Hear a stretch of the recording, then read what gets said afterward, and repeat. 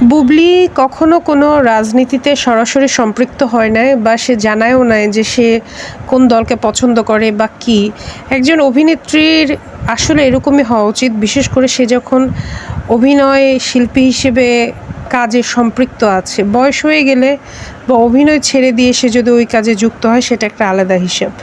এজন্য বুবলি এখন পর্যন্ত কোনো রকম মামলা হামলায়ও যুক্ত হয়নি, যেটা খুবই একটা পজিটিভ দিক। এবং একজন বুবলি ভক্ত হিসেবে এই জিনিসটা আসলে আমার জন্য খুবই গর্বের যে তিনি সবসময় নিরপেক্ষ থাকার চেষ্টা করেছেন। কিন্তু দেখবেন বুবলি কিন্তু ঠিকই সেই সাথে গরিব দুঃখীদেরকে তিনি ইফতার করেছেন, বন্যার্তদের পাশে নিজে ত্রাণ নিয়ে দৌড়ে গিয়েছেন। মানে এটা কি ট্রিমেন্ডাস একটা ব্যাপার। মানে একজন প্রথিতযশা এক নম্বর সারির নায়িকার ক্ষেত্রে, মানে সে প্রথম সারির নায়িকা কি, সে বর্তমানে বাংলাদেশে 1 নম্বর নায়িকা। সে আমরা দেখেছি সে বন্যার্তদের সহায়তায় নিজে কিভাবে ছুটে গিয়েছে।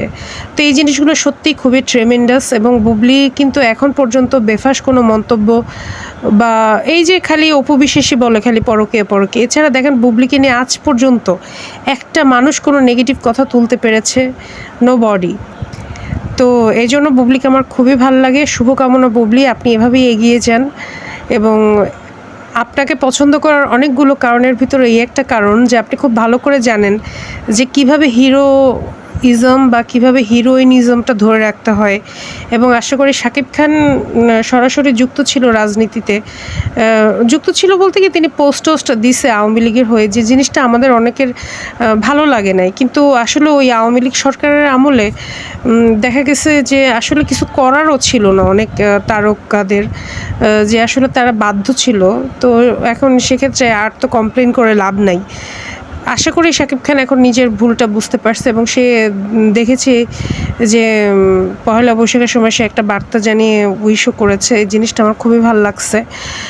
তো যাই হোক, আমার সবসময় মানে সমর্থন ছিল বুবলির প্রতি।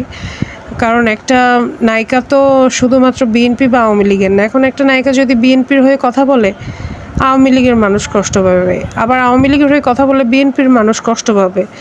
এবং দেখা যায় সেই দলের অনেক কর্মকাণ্ডের মানে খারাপ কাজের ফলাফল হচ্ছে তখন সেই নায়ক নায়িকার উপরে গিয়ে কিন্তু পড়ে। এবং বিষয়টা অনেকের কাছে দৃষ্টিকটুও লাগে। যে জিনিস থেকে আমার কাছে মনে হয়েছে বুবলি মুক্ত রেখেছে নিজেকে খুবই সচেতনভাবে। কারণ আমরা দেখেছি বিগত হাসিনার আমলে প্রত্যেকটা নায়ক নায়িকা কিন্তু পলিটিক্যালি যুক্ত ছিল এবং সবাই কোনো না কোনো সময় শেখ হাসিনার মারাত্মক সুনাম করেছে।